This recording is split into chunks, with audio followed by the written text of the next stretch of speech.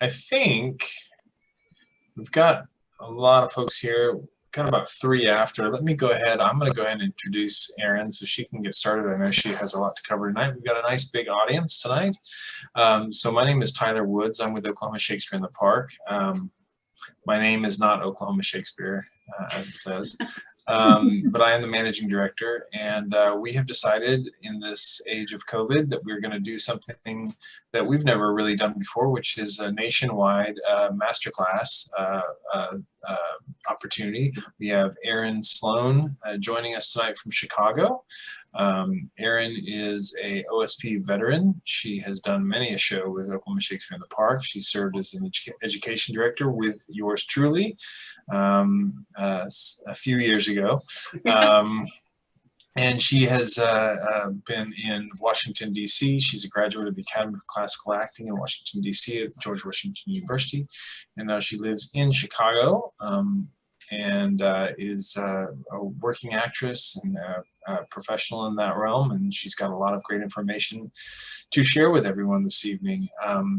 So I am actually going to turn it over to her and let her kind of get the ball rolling. I'm going to mute and unvideo myself here so you guys can have the floor. But I wanted to say a special thank you to everyone. And I also appreciate your being here, and hope everyone in Oklahoma City anyway has power and wasn't too badly affected. I hope everyone's back and happy there. So at any rate, have a great session. Thank you, Erin, and you guys all enjoy. Awesome. Okay, I am not muted. That's awesome. All right. So I thought, because I live in online training world now, thanks to COVID. So I always like to kind of start with our rules of engagement. So for those of you who are hopefully very familiar with Zoom, down at the bottom, you have the ability to mute yourself and to unmute yourself should you wish to talk. You can also stop your video if, someone comes in the room without clothes on, please stop your video. You also have the ability to chat. So if you want to ask a question via chat, I'll monitor that. Or you can unmute your video and ask your question, if you will. I'm going to try to keep an eye on our participants here in case anybody else is in the waiting room. So I'm kind of doing double duty here. But before we get started, just kind of what this evening is about. So Tyler contacted me about a couple of months ago and said, would I be willing to come and teach a master class? And I was like, what am I going to talk about? And he suggested I talk about what it's like to be a female producing classical theater or auditioning for classical roles, considering that the female to male ratio is about 5 males for every 1 female. So I might touch on that a little bit because that has influenced things that I have done, works that I have produced. I kind of take the attitude, if you won't let me do it, I'll do it myself. So I have produced a lot of my own projects. But I'd also kind of like to talk with you a little bit about how I approach the text, how I prepare for a show. So we're going to kind of talk, if you can see back here, I have a lot of show and tell that I'll share with you guys. And then we're going to kind of talk about how I transfer that to my day job, because in this age of COVID, all of our folks that we love in the theater and performing arts community are basically unemployed. I have lots of friends here in the Chicago metro area that their main job, which is theater, that's gone. Their secondary jobs, which is usually in the service industry, that's gone. So I kind of want to talk a little bit about how we can take those theater skills and translate them into other opportunities. So I'll talk a little bit about what I'm currently doing with my day job, because I believe if you have a theater degree, you are a valuable asset to any company out there, because you show up on time, you are a hard worker, you know how to work well with other people and help build ensemble. So we'll talk a little bit about that. And then Tyler also said that if people have pieces that maybe they would like to, work on or discuss, get some feedback. We might have time for that towards the end. If you'd like to do that, we can, because that's usually, what you do in a master class. You can bring those pieces and work on them. So a little bit about me, and then we're going to go around. We're going to do a little round robin because I want to know a little bit about, I know some of these faces, and it's so awesome it's just really great to see you, Joy Kurtz, there coming live to us from Pennsylvania. So a little bit about me.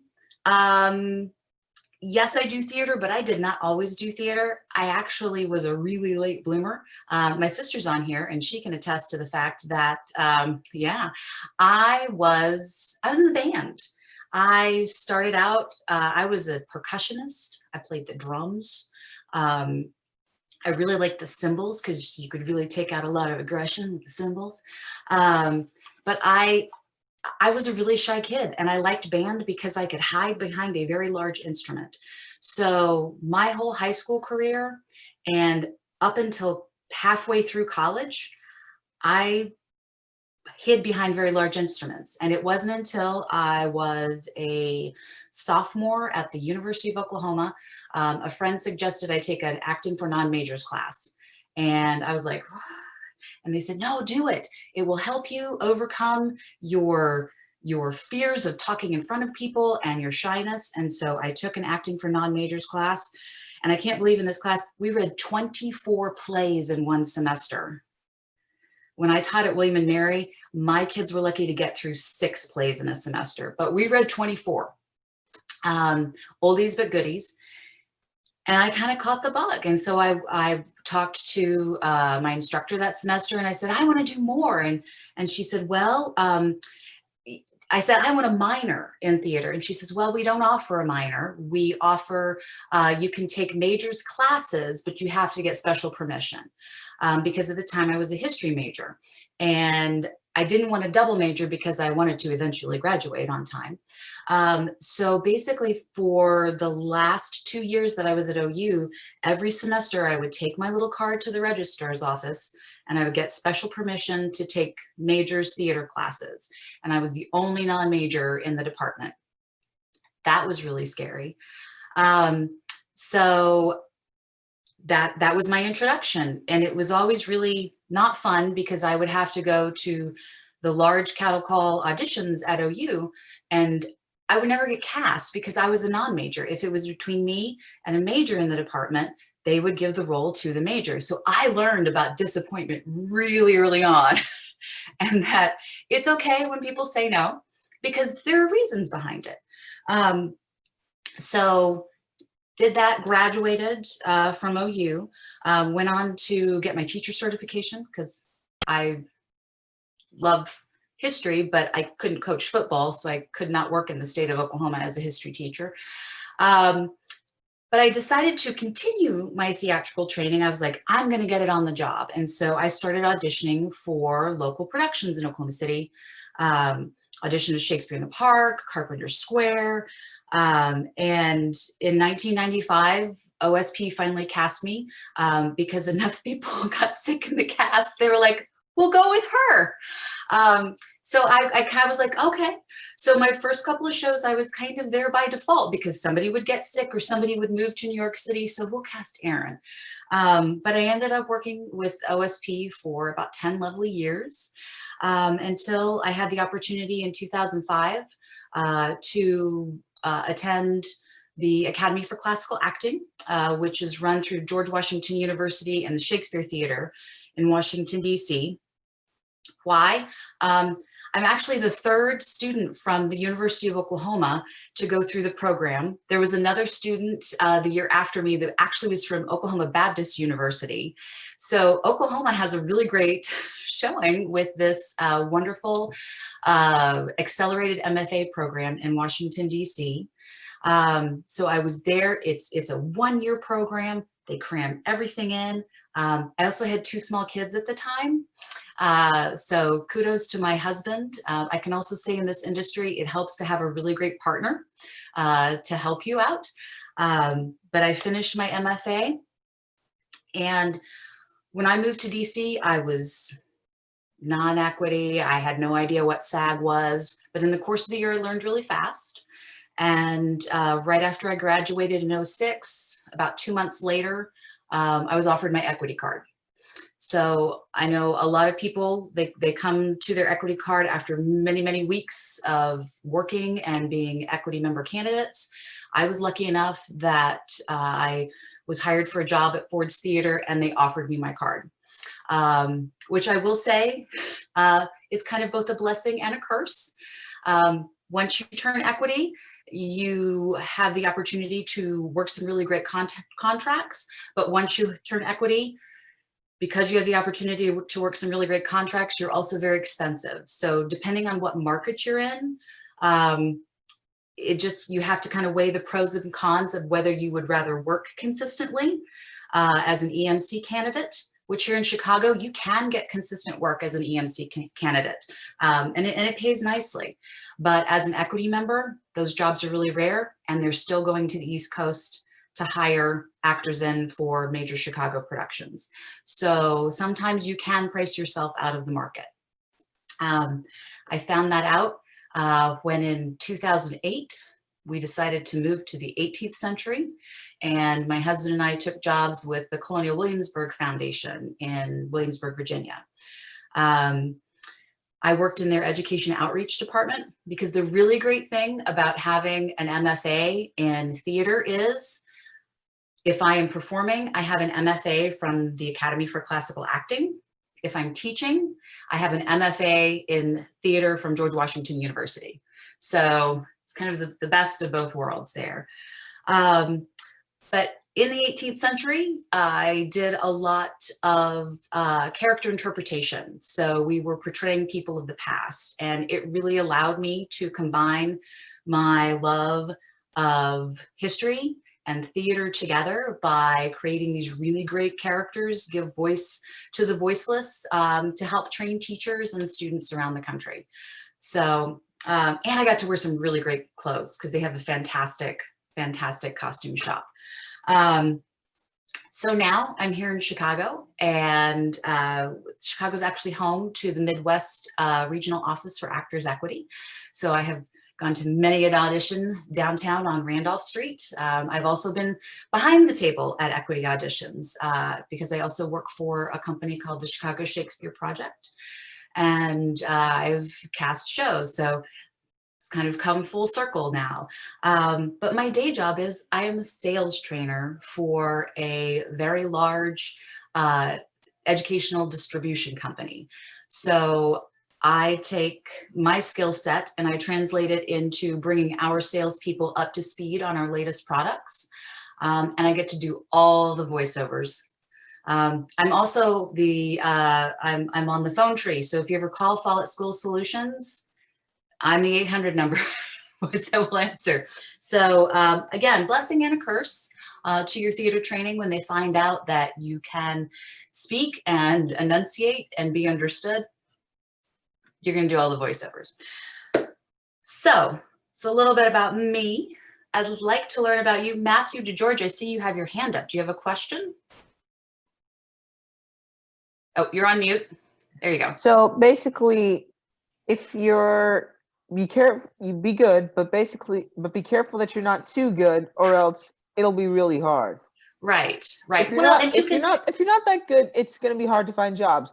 You got to be good, but not too good, or it's going to be hard to find jobs. Well, you can always say no. If someone offers you your equity card, you can always say no. Or once you reach the point where you've got your number of weeks to turn equity, when you're an equity member candidate, you don't necessarily have to turn equity. You can stay that way.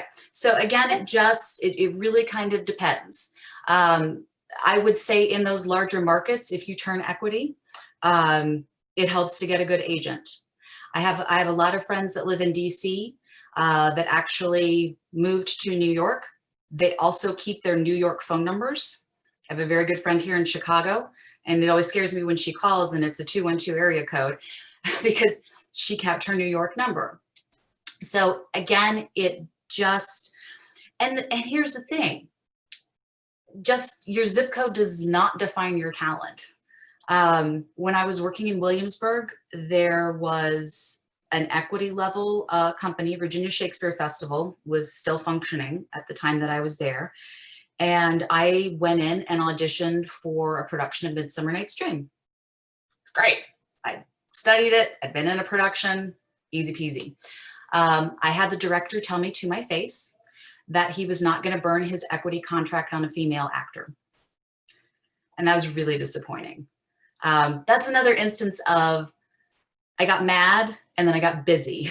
So I produced a couple of my own productions the next year. Equity is slowly kind of moving away from that, but it's still really difficult with classical theater because the majority of your main characters are male. But I have seen more and more productions lately that are more gender fluid and gender blind in terms of casting. So it is becoming a little more equitable, but it's still not great.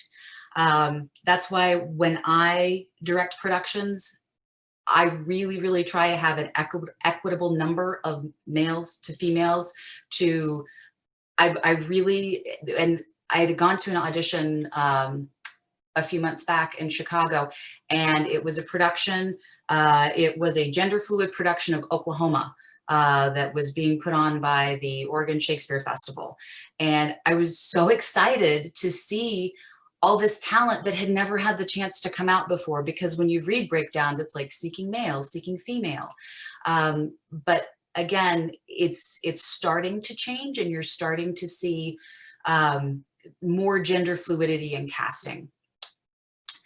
So let's go around. I'm going to go, let's see. I'm wondering if I should go by my list here. I think I'm going to go by my list here because that gives me alphabetical. And what I'm going to ask is, what is your favorite play? And then if you can essentialize it in one word. And this is important because we're going to come back to this later. So if you think about your favorite play and then essentialize it in one word. So let's start with Carl Brocksmith. Carl, are you with us? Zoom's like a seance. Is Carl there?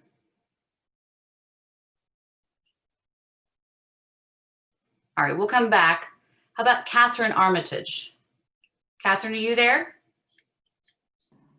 Yeah, I'm here. I'm here with my father-in-law. So oh, great. I love Tyler and Erin Woods, and my father-in-law is visiting because our daughter, Tyler, if you can believe it, Vivian got married on Saturday. So my father-in-law is a professor. He just retired, professor of Shakespeare at UNC Chapel Hill. Oh, wonderful. So he's ready for your question. All right. What is your favorite play? And it can be classical or contemporary, but you have to essentialize it and sum it up in one word. Hamlet, because it is universal. Beautiful. That's lovely. It is. I think he's going to get an A, isn't he? Timeless. Awesome. Awesome. All right. Erin Noble, I see you up in my left-hand corner there. Erin, favorite play and essentialize it into one word. This is controversial, but I have a very good reason. Doll's House, A Doll's House by Henry Gibson, specifically the Frank McGinnis translation. And because it is all about transformation. All right. So we have universal transformation. Awesome. Doll's House. Love me some Ibsen. All right. Next we have Gloria Anderson, Erin's mom.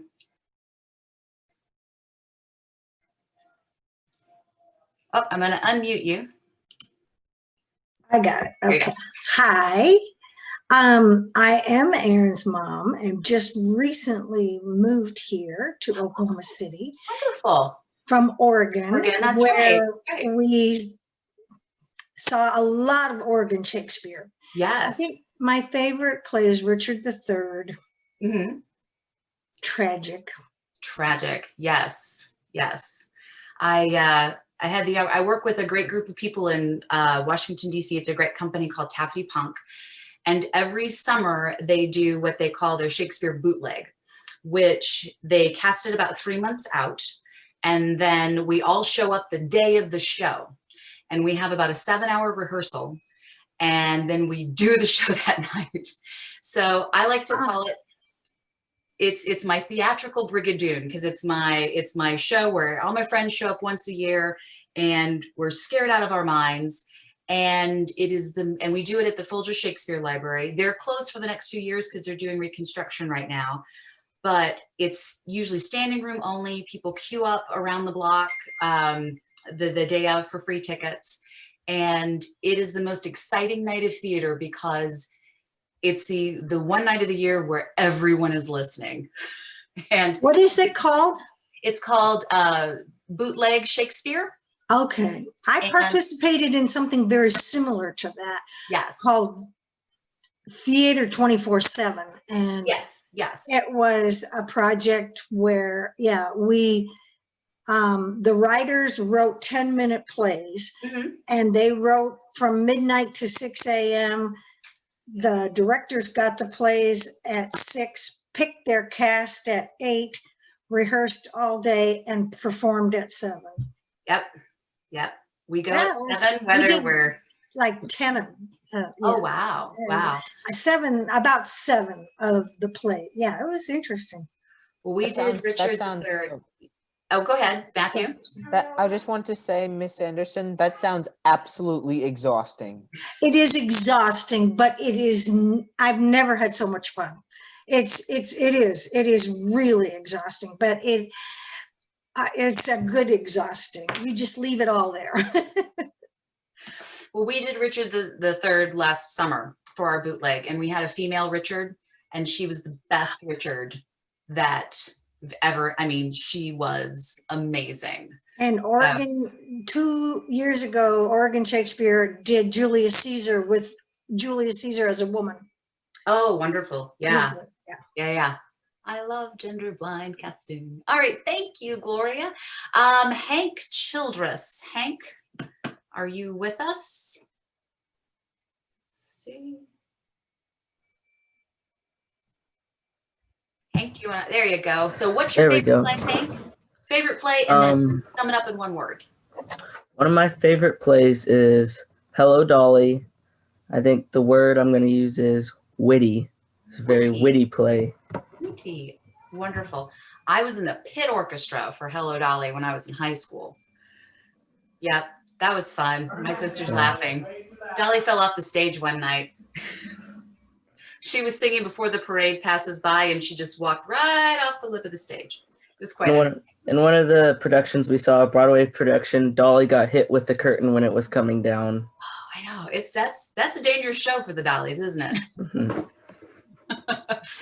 All right. Thank you, Hank. Let's see. John Bradley. Yours, sir. Can you hear me? I can. So, Yeah, favorite play, one word. I always liked Who's Afraid of Virginia Woolf. Ooh, that's a good one. That was my favorite growing up, even. And if you could sum it up in one word, because it's got a lot of material to use. I don't think I can do it, but how about Bittersweet? Bittersweet. Oh, that's a good one. I like that. Bittersweet. Awesome. Thank you. Thank you. Let's go with, let's see. Joy Kurtz, there you are. Hi, I'm going to say Macbeth, but really it's because I love Verdi's opera Macbeth. I love the story and I love the music. So, and I'm going to say Ambition. Ambition. It's really a very devious play. It is. And it's best when the Macbeths work together. As soon as they stop working together, yeah. That's why it always helps to have a good partner. Thank you, Joy. Let's see. Chris Shinsky. Hi. Hi. I always hate these. What's your favorite question? Because I honestly would have to say that my favorite play is the play I'm currently working on or reading. Mhm. because I love that so many genres and so many different ones. And since I'm not currently working on a play, I am reading one, and that happens to be a play that I wouldn't normally say is my favorite play, but I'm reading Spring's Awakening and studying what other folks have said about it, and so I guess I personally would, the word I would choose would be discovery. Yeah, Discovery, I guess. that's discovery. Yes, I love that word. It's nice and open. Awesome. Thank you, Chris. Let's go to Justin Armour. Hello, hello. Well, my favorite play, I'm with Chris on this one. I'm terrible at making decisions on favorites, so I'm just gonna go with Dog Sees God, which, if you're not familiar, it's like a spoof on the Peanuts characters when they're all grown up, and it is very twisted. Okay. Word I would use to describe it. Twisted. Definitely. Like it has nice movement. It's to it. very dark. Dark. Okay. Okay. Awesome. Thank you, Justin. Let's see. Michael, did we get you, Michael Relland? Relland. Superior Donuts. Okay. Trusting. Trusting. Nice. It gives you a little hug. Trusting. Megan Sanford. Yes, you. Favorite play. You know, I thought about this because I'm not I know. a connoisseur of classical theater. Doesn't have to be. Any It can be theater. contemporary. Musical. Okay. Well, I would say Much Ado. Okay. And my one word would be innocence. Innocence. Oh, yeah. Thank you, hero. Did I did it good? Is that good? You're good. You get a gold star. Very Thank good. you, everyone. Very Good good. to see you. Let's see. Matthew DeGeorge, did we get a play from you? We did not. All right. So I think I haven't seen many plays. I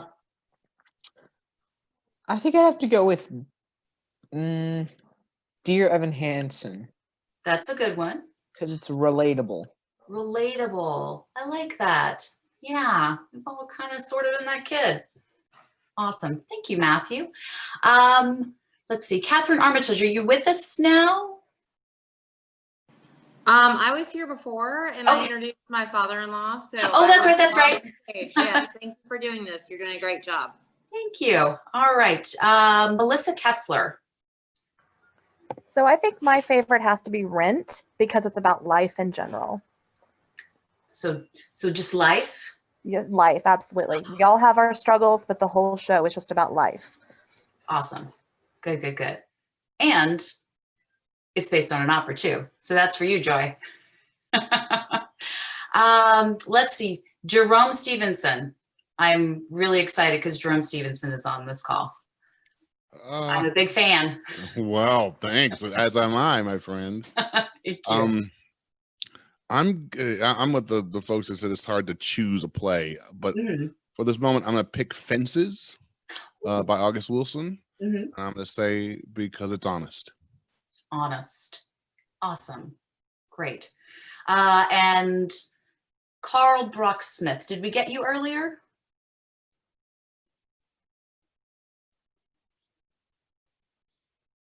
Still not with us. All right. If we were in a room, we'd be in a circle and I would have been able to tell my place in the room because I always do stuff in circles.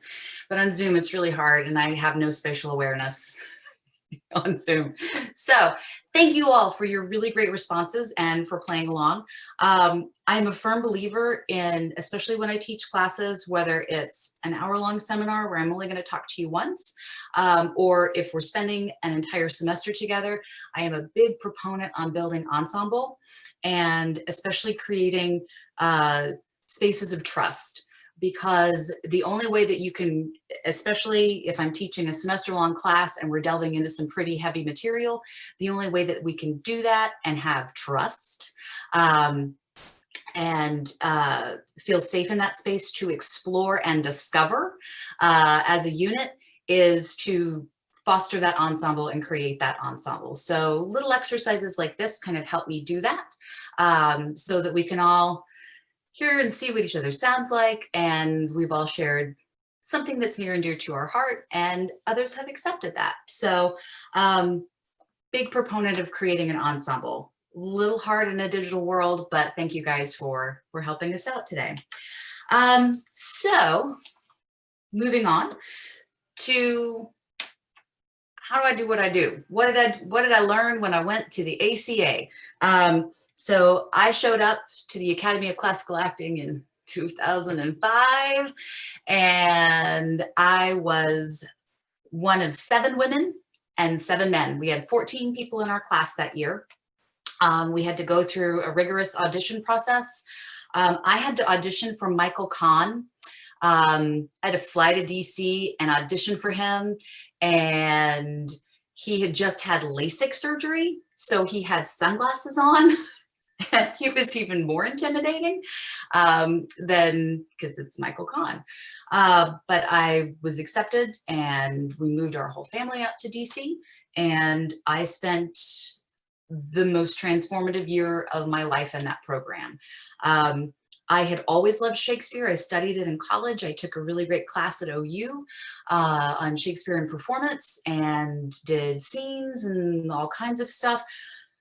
But I didn't really know what I didn't know until I got to the ACA. And they spend an entire year, you work on your physicality.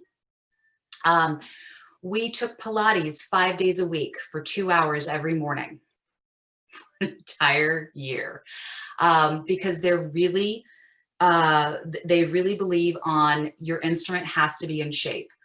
When I showed up, I was an asthmatic, allergic Oklahoman. And by the end of the year, because of the Fitzmaurice work and the Laban work and all of the mask and movement work that we did, I no longer needed my inhaler.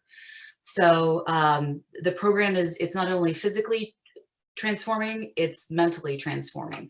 So in addition to your scene study classes, we had seminar classes every Friday. It was like a 3-hour class where we would come in and worked with Leslie Jacobson from George Washington University.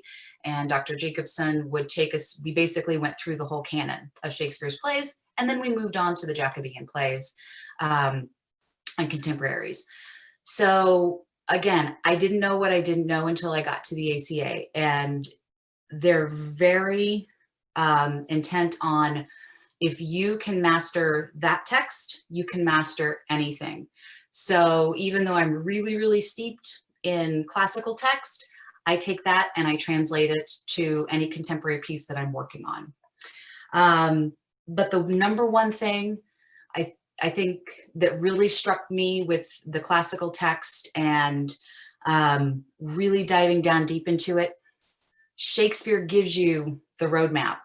It's every time I open up a Shakespeare play, it's like he's standing over my shoulder and he's like, hey, right there, that word, that's the one. So everybody go like this. We're not gonna salute. Now go like this, find your pulse. Hopefully everyone has one today. Feel that pulse. And now if you can just kind of verbalize what you're feeling. Dun, dun, dun, dun, dun, dun, dun, dun, dun, dun, dun. It's very calming, isn't it? That's the heartbeat of the verse in a Shakespeare play. The verse emulates the human heart. It has an unstressed and a stressed foot. You got 5 feet per regular verse line, 10 beats per verse line, and it emulates the human heart. That's why it grabs your attention, it holds your attention, because it's a sound that's innate in all of us. And so as I approach the text, that's the first thing that I honor, as it were, is I do my scansion and I find that heartbeat. And then we look for the irregularities, because that's where he really wants you to pay attention. And that's where you start to kind of figure out maybe what's going on in a character's mind.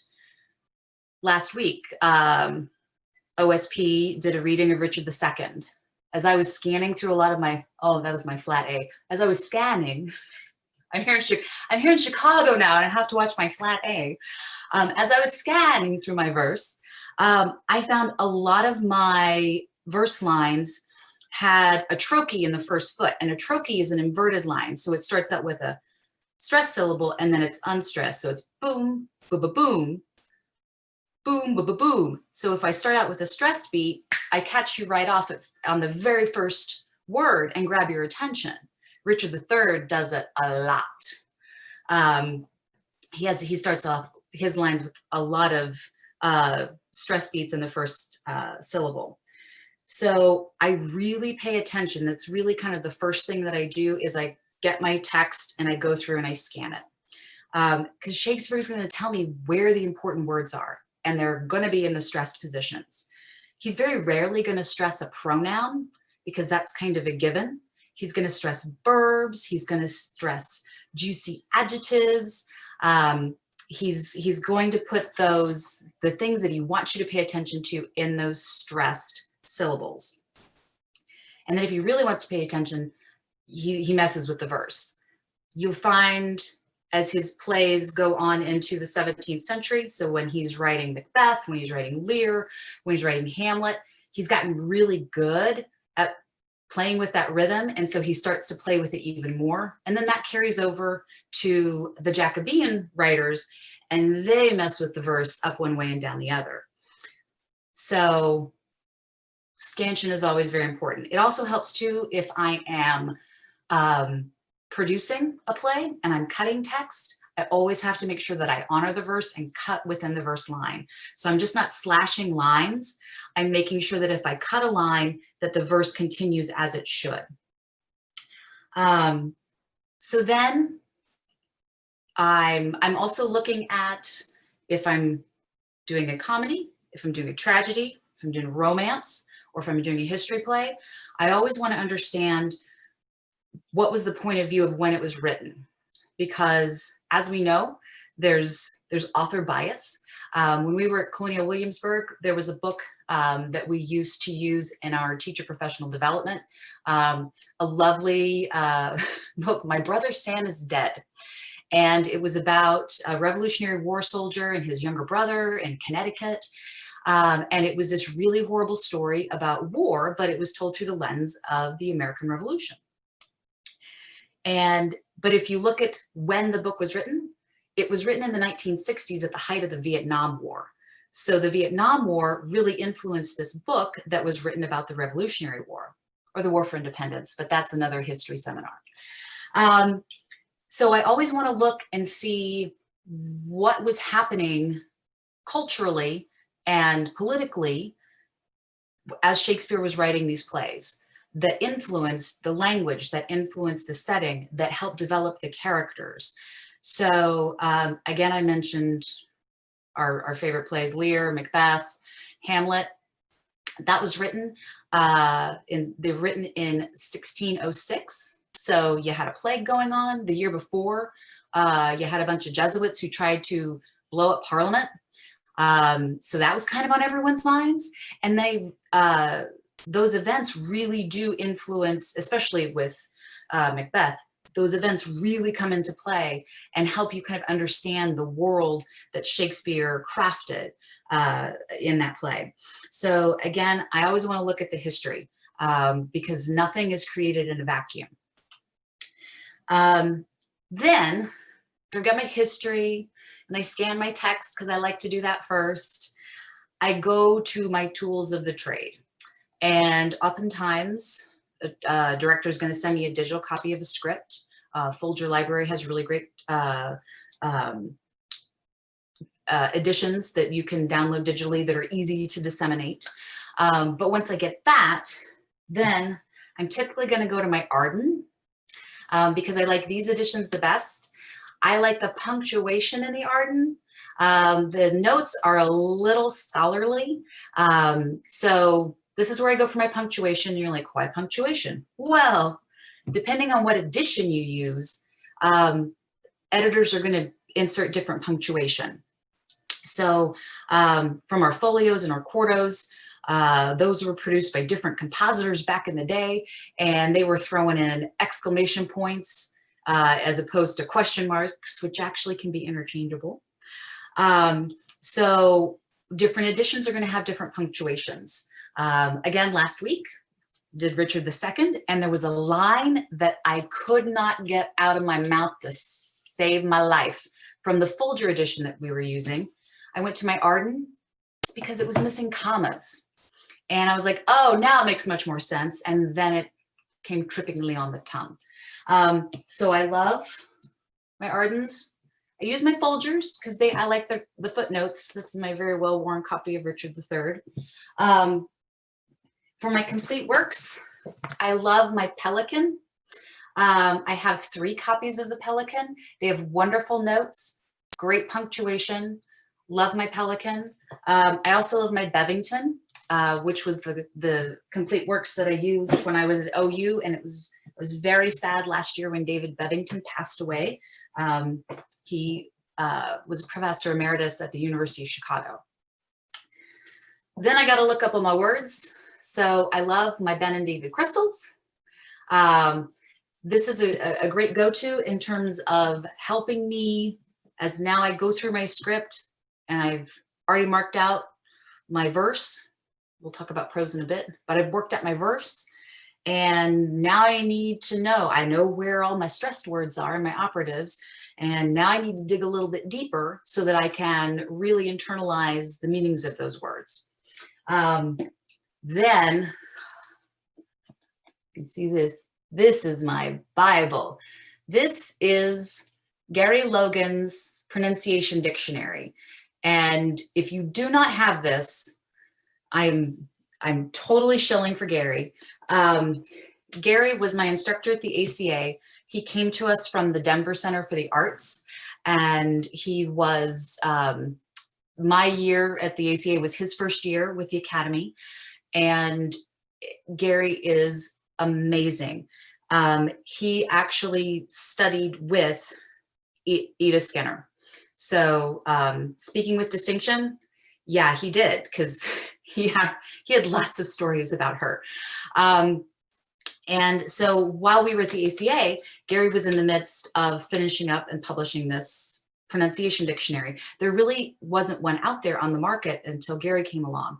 It is very thorough. At the bottom of every page, he actually gives you a phonetic pronunciation guide. So every word you need to know when you come up, it's like, how do I say this character's name? Go to your Logan. If you are interested in performing classical theater of any kind, I highly recommend that you invest in Gary Logan's pronunciation dictionary. It's amazing. Next thing, you have your lexicons. Similar to the Ben and David crystals, but I always have these on me because, again, once I go through and I start figuring out what my operative words are, the next thing I'm going to do is I'm going to start to paraphrase all of my, if I have large chunks of speech, if I'm in a scene, I'm going to start to paraphrase. So my script gets really, really busy really quickly. And so, see this. So this is, it's a little scene from Othello. So right over here, this is all my paraphrasing. So I'm basically kind of translating it and putting all of my lines into speak for me. And believe it or not, once I do all this, this is prior to me have done any table work or a first rehearsal. I show up with all of this done. And once I show up with all of that done, I come with choices. I bring choices to the table, and directors love that. And it also helps me out because if I don't have a choice, the director might. And my choice and his choice or her choice may not always agree. So it's always good to come with choices. Come with your bag of choices. So then once I paraphrase, I go through and I start marking my beats and my shifts. So these are thanks to our good friends, the Russians, in the Moscow Art Theater. You have beats, which we like beat, but it's really bit, and then shifts. So beats are basically I'm doing a scene, and a beat could be, the scene could end there, end of play. But a shift is I'm going along and then something changes. I want to change the objective a little bit. And so we have a shift. So I go through my scene and I mark my beats and shifts. And that helps me, again, kind of internalize that action. I'm also going to pay attention to, as I'm going through, I'm going to pay attention to punctuation, full stops, commas, colons, all of that, because again, that's taking you on another physical journey.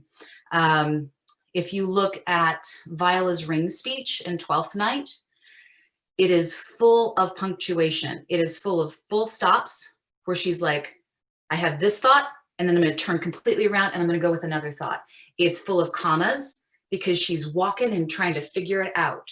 So pay attention to your punctuation as you go through pieces as well, because again, that's the character taking that mental journey and making those turns. So again, once I do all of that, I come to the first rehearsal table and I'm ready to go because I've already brought some choices to the table. I understand the language. Shakespeare's been standing over my shoulder and he's like, say that one really loud. And I bring choices for the director so that we can really get down to business and start crafting an awesome piece. Questions, comments? Are some of these things familiar to you in terms of the tools? Erin Noble's giving a thumbs up. Justin's like, yeah, cool, awesome. All right.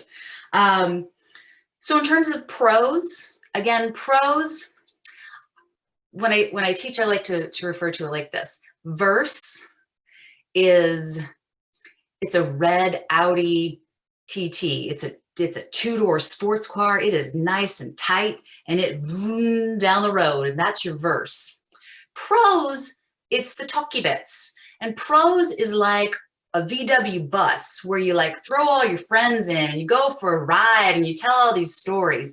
And so prose is going to be your more talky bits. It doesn't mean that you still can't break it down like you can verse.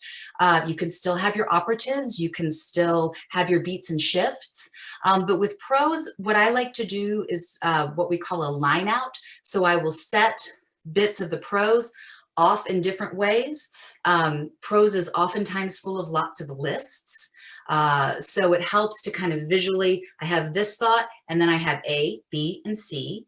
And then I'll go back to this thought over here.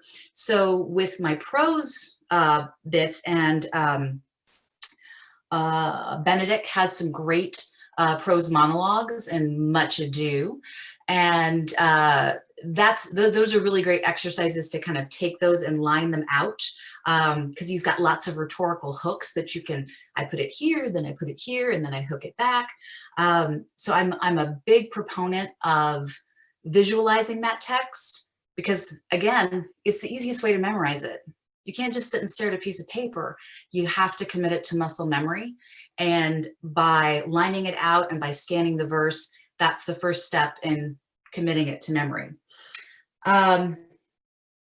So again, all of these methods that I use, it translates to contemporary text.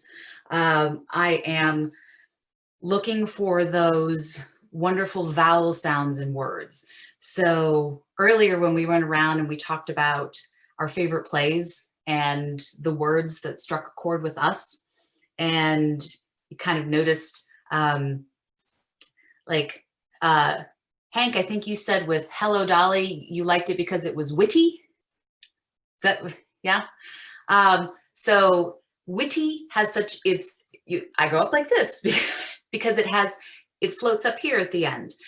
So I'm always looking for those word shapes, because when it comes to the text, words are your tools and words are your weapons.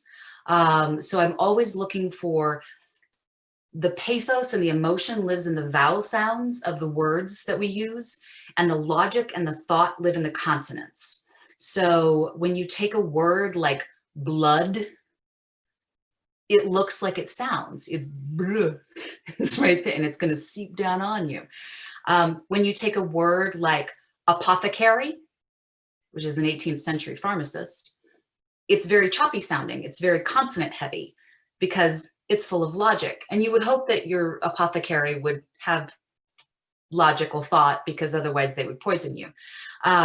So again, even with my contemporary text, I'm looking at those words and I'm looking at those sounds and seeing how I can use them. I'm underlining my operative words. I'm doing my line outs with my prose bits, which all contemporary text is pretty much prose. And then what I also like to do, and my theater students would hate this when I would do monologue assignments, we would walk the text. So if you have a solo piece, oh, Erin's like all excited. I usually would teaching in large studios, and so they would take their monologues and they would walk the text. And so you're walking a sentence until you hit a piece of punctuation, and then if it is a comma, a semicolon, a colon, you would do a half turn and start off in the other direction. If you come to a full stop, a period, question mark, an exclamation point, you stop, you do complete 360 and start off in the other direction. If you are working on a character that is really trying to figure it out and has no idea what they're doing, you will usually be dizzy by the end of the line out, because you're coming so many full stops and you're turning so much. You're not having straight long lines of logical thought. So again, it's things like that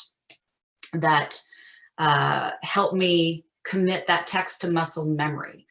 So question for you all, especially our actors in the crowd: when you are picking monologue pieces, how do you pick your monologues? How do you pick your solo pieces?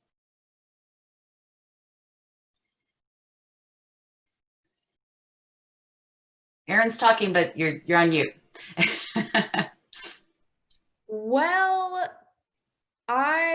usually when I look at pieces, I try and find something that, like, the language is fun.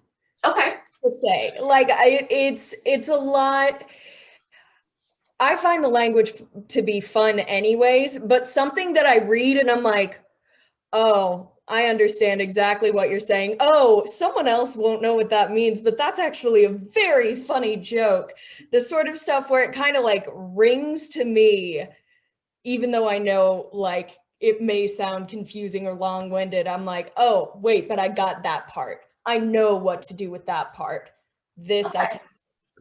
So typically when you're picking pieces, you're going to whole plays, correct? And reading the play and picking the piece. Yeah, for the most part. Okay.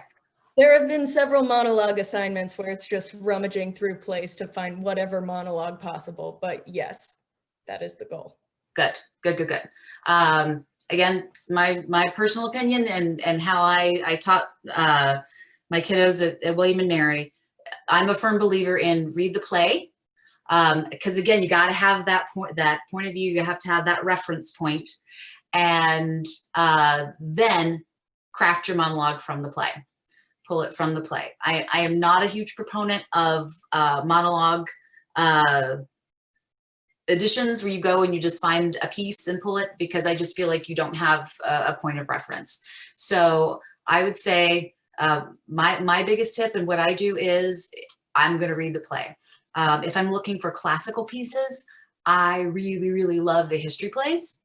They have a lot of really fantastic, there are not a lot of female characters in the history plays, but the female characters that are in there, they have a lot of great pieces. I'm thinking of King John, Lady Falconbridge. She shows up once, tells her son the bastard, your dad was Richard the Lionheart, do with that what you will, and then she's gone. But she has this really great piece. So again, I like the history plays if I'm searching out classical texts, and for our gentlemen in the audience, that is also a great place to go to, because there's so many characters, just a fantastic variety of characters in the history plays. And it's something that not everybody's going to do. I see lots of interesting choices when people come into auditions. Again, being on the other side of the table is also, I like that because it's a great education for me in terms of what I should be working on whenever I walk into the room and I'm not on the other side of the table, and what pieces I should be working on. I also like to pick age-appropriate pieces. It wasn't until I got to the ACA that I realized that opposite is interesting. I always thought that I should be the ingenue that died by Act 5. No. And they really got me out of my comfort zone because what was interesting, what people really wanted to see, they didn't necessarily want to see me die by Act 5, but they liked to see me fight. And so pieces that I never would have picked for myself in terms of the heaviness and the Wagnerian-ness of it, they were like, yeah, this is what we want to see, because there was the aesthetic picture that I was on stage juxtaposed to these really heavy characters that I was portraying. And that was interesting. It was unexpected. We had a really great 2 weeks at the ACA in the spring where they bring in, wait for it, a clown professional. So we had Christopher Bays come and work with us. Chris teaches at Yale, and he does a lot of workshops around the country. He worked with 29 Steps on Broadway. And Chris is all about the clown in performance, and not like, funny haha circus clown. Clown, for us, I likened it to a root canal. You don't want it, but you really need it when you need it. And Chris came in and worked with us for 2 weeks, and clown basically gets down, it's very physical. Everybody has an internal clown, like everybody kind of represents an element. And there are no funny clowns. Clowns are also very asexual. So there were no dirty jokes, and they're very innocent. Clowns are true. They are truth. So you have sad clowns, you have angry clowns, you have scared clowns. My clown was an angry clown, which is the complete opposite of who I am. And I was the only angry clown in class, which was really weird because there were a lot of people that thought that they were angry clowns, but they were not angry clowns. And the comedy came from, again, seeing this opposite, seeing me charge into class with a foam fire hat on and smashing Doritos in front of my friends and singing songs about how I love to smash things. And it was very freeing because every one of us, again, has that element in us, and we can infuse that into our performance.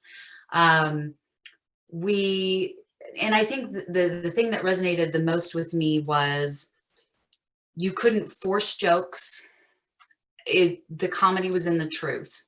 And there was one day, it was the worst assignment. We had to come in and we had to tell the funniest joke in the world. And I was like, I don't know. I'm not good at telling jokes. Ask my sister. I'm horrible at telling jokes. And we had to come into the room and tell the funniest joke in the world. And the funniest joke in the world was you just standing up there and being true. And then Chris would tell you that is not funny. Why is that funny? And then you would have to explain, and then you would get flustered and you would get frustrated, and then everybody would start to laugh at you because that was true. But if you tried to force it, and if you tried to craft it and manipulate it, everybody just lost interest because it was not true. One of our assignments was we had to walk into the other room, and then we had to come in to the room in front of all of our peers, and we had to describe the most beautiful thing in the world, which we just saw in the other room, but we could not. We could try, but we could not. And it was so interesting to see, again, you had to do something, but you couldn't live in the emotion. You had to try to do, which again, at the end of the day, that's acting. Acting is not emoting. Acting is not playing angry, because angry is really hard to sustain and boring after about 10 seconds. Acting is doing. It's what am I gonna do to get what I want? And in having to describe the most beautiful thing in the world, but I could not, I'm trying to do something. And the interesting thing to watch in that was the struggle. That was the interesting thing. So acting is doing. So again, as I go through my script and I'm marking out all of my verse lines and I'm lining out my prose and I'm thinking about my adjectives and I'm marking out my beats in the scene, at the end of the day, it's what am I doing with this language to get what I want? And the emotion is the icing on the cake. So if I'm, and again, doing is action, it's a verb. So like to stab, but you can only really do that once because, you know, you're going to kill your scene partner. So you pick another verb. So to cajole, to seduce, and when you actually do the verb and you try it out on your scene partner, the emotion is what comes out of that. So I don't play anger. I don't play sadness. I cajole and I tease, and that elicits a response from my scene partner, which could be laughter, or it could be frustration, or it could be sadness or fear. And that's the icing on the cake. And then they do something back, and that's where the magic happens. So, questions, comments? Yes, you're right. No, what are you talking I about? have a Katie? question. Oh, and a I kitty. have a cat on my lap now, and I've been trying to not let him be distracting. But you've talked a lot about how like you approach the script before you get into performance. And then you also talked about all the Pilates and the clowning and all this physical stuff. So I was wondering, one of the biggest things I struggle with like practicing for performance, because I'm an actor and, you know, love this whole Shakespeare thing, is trying to get some movement on the text before going into rehearsal, because I always really enjoy the acting with another person. I struggle with the working on it physically by myself. And I was wondering what you do to activate yourself that way, because you mentioned the walking a monologue and walking at each of the turns. I'm wondering what other activities you do. Again, it's really, I like to get it into my body. So a lot of times, and a lot of times it helps, and these are more exercises to kind of find more vocal variance with the text, because as Americans, we like to talk on one note and we don't like to find a lot of variance with that. And it's very easy to talk like that. So we really have to kind of break out of that and emulate more of our friends across the Atlantic and in other parts of the world that do have a lot of vocal variance with their speech. So I like to do a little exercise called, and no offense, Joy, called bad opera. And I will basically go through and I will sing the text and make it big and loud and get it into my body. And I will find pitches that actually I hadn't thought to pitch a word up like that, or I hadn't thought that that's how the thought moved through the verse line. So I like to do that. And then again, I can't sit when I work. I have to be up and physically moving, because again, it's that physical muscle memory that gets into my head. I will come to the table with all of, you know, the verse marked and my operatives picked and my beats and my shifts. But for me, I'm a very physical actor. And so it's really the blocking that helps then to solidify the lines. That's why the bootlegs are so hard for me every year, because I am learning lines in a vacuum on my own.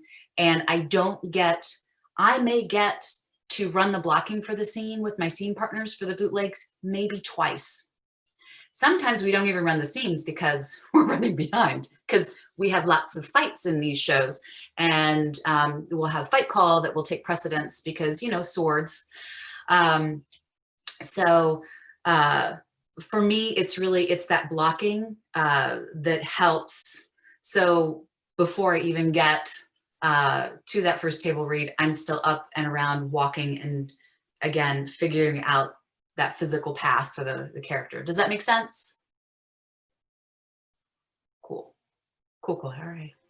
Anybody else? Any other questions? Thanks to everybody for hanging on with us this evening.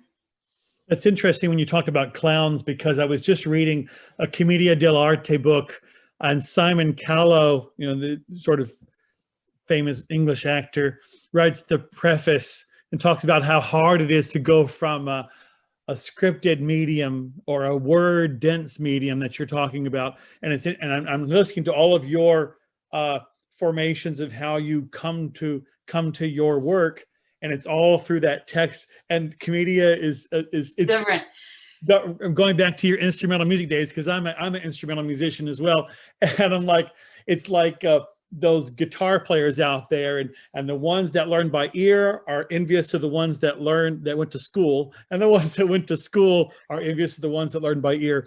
And it is a different kind of work, and the two don't. He found it very difficult to go through that sort of basically clown sort of training, where the mask work, and where their actor is giving themselves to the work, and the book kind of puts down a bit the scripted work, this deep psychological scripted work that we go through as modern actors, when there's an ancient clowning tradition of invention that comes out of a whole other place in the brain, So Yes, we did. We were very lucky. We had two mask and movement teachers that worked with us. One was Dodie DeSanto, and Dodie was very much into acrobatics and the movement. And then Isabel Anderson was our other mask teacher. Both studied with Jacques Lecoq in Paris. And so they were very well trained in mime and movement and commedia. And we did a lot of work with neutral mask, which I kind of had the epiphany the other day. When I go out in these COVID times, I am exhausted, because literally everybody has somewhat of a neutral mask. But the thing with the neutral mask is it takes the whole face out, and you're just paying attention to the body and to the movement. You can help focus and figure out where you're carrying tension and how you need to relax and find this neutral state from which to build a physical character. But I'm finding that when I go out and I can just see people's eyes, but I can still see the physicality, it's mentally exhausting. And it was like, oh, okay, yeah, it does make sense. But we did neutral mask work. We did the commedia masks, which that was so fun in terms of how those masks move. We also did these really large, and I forget the term now, but they were really amorphic shaped masks that took up more space than you did. And so it was really hard in terms of gesturing and so forth. And so any gesture was very intentional, because you had such a large mask to work with. And so I was watching, they were doing behind the scenes of The Mandalorian the other night. And so one of the directors was talking about how difficult it is to work with Pedro Pascal in The Mandalorian mask, because you're not seeing any facial gestures. And so she's like, and the smallest hand gestures mean so much. And so you really have to watch that. You can't, be all over the place, but you have to focus those gestures. And the other thing too with his mask is it's reflective. So unlike, you know, the typical neutral mask, which takes everything out of that facial perspective, the Mandalorian mask, you see the world back in it. And so that's an interesting element that's layered on top of it. But I was like, yeah, it is mask work, even with Star Wars. Then you get to the clown, which is the smallest mask of all, which is the little red nose. And Chris would always talk to us about once you would honor it and put it on like you would any other mask. And so you would kind of pour yourself into it. And then it was really that wonderful red horizon and everything that there was there to discover beyond that horizon, that sense of play, that sense of truth, wonder, fear. And that has really helped in terms of, you know, bringing characters to life and having them, because at the end of the day, it's a play, right? We just want to play. So, all right, put that away. We're getting an Amber Alert here in Illinois. So everybody's devices go off. Any other questions, comments? I see we have a couple of new people. Jin Wen and James McDowell. Are you guys with us?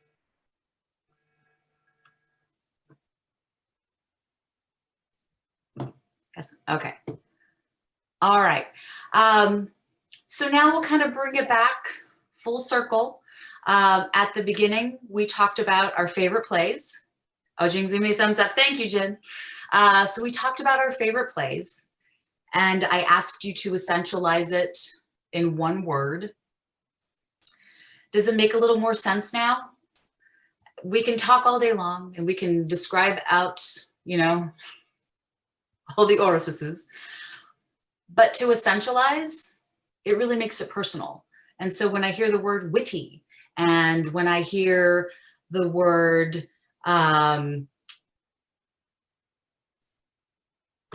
sorry, so when I hear your words, it really, it was a lovely truth that you shared with us in that moment. So,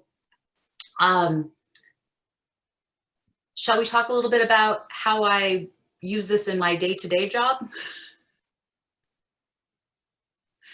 So I drive my colleagues crazy because I'm always bringing in theatrical references, and they're like, oh yeah, I forgot you're an actor. So I was working with my boss the other day, and we create these documents that are called cheat sheets for the different products, where we have a positioning statement so that the rep can say, here is, you know, such and such product, and here's why it's going to be so great for you. We also come up with fact, need, and implication questions. And my boss and I were going back and forth on these fact, need, and implication questions. And he's like, you're just trying to make this, he says, you got to winnow down to the essence of it. And I was like, oh, like an objective in a scene. And he was like, whatever, okay, just do it. And I'm like, I get you now, because with every need question, there's an implication, and an implication is usually painful. And if the customer has a pain point and you can solve it, then you can sell the product and meet your revenue goals. So a lot of times when I'm coming up with these cheat sheets, I am using my theater technique, because I'm winnowing down, I'm essentializing, because you don't want a sales rep talking all day long about a library management system with you. You want to know, what's it going to do? How's it going to fix my problem? How much is it? So essentialize, find your operative words, find the messaging that really rings true with the customer. So find that truth as well. So that's typically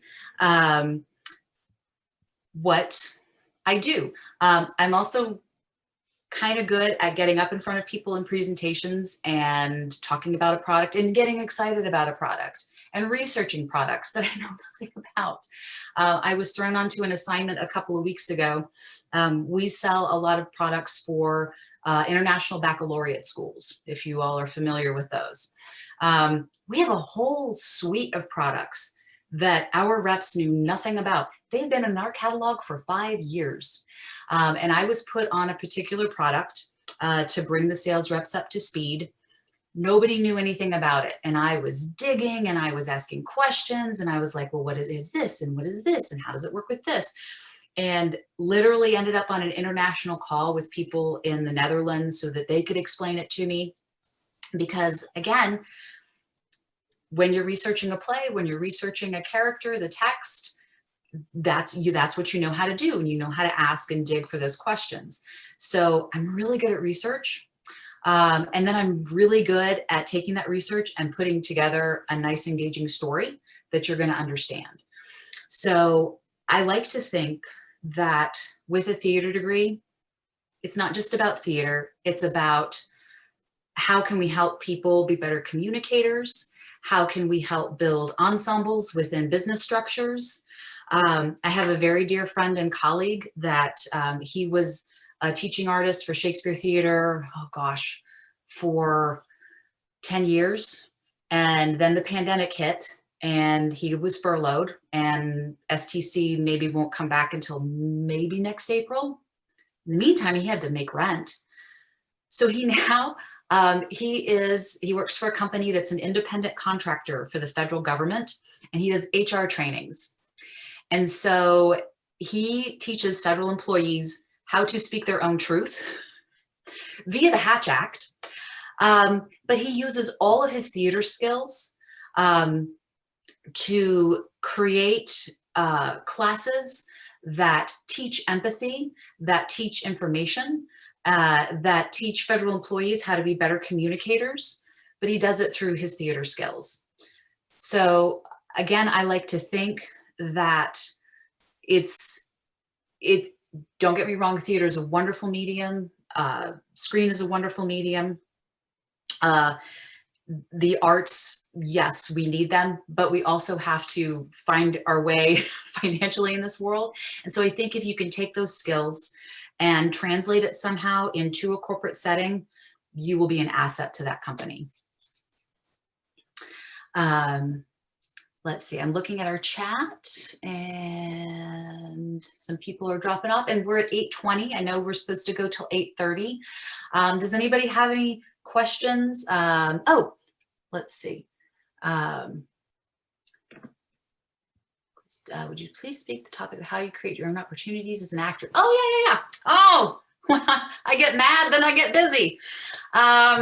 So yes, years ago, when that director told me he did not want to burn his equity contract on a female actor, I proceeded to go to historic Jamestown and ask them if they would rent the memorial church on historic Jamestown, which was the site of the first seat of organized government in North America, if they would rent the church to me so that I could do a reading of Shakespeare's The Tempest, but not just any reading. My good friend Dan Crane, who now works for the federal government, he and I took The Tempest and we wove it in with letters from one William Strachey, who was on a ship that was bound for Jamestown in 1609. I think it was 1609. And the ship was bound for Jamestown. They had all these supplies because Jamestown was in the midst of what they called the starving times. Lots of interesting stuff went on, a little bit of cannibalization there.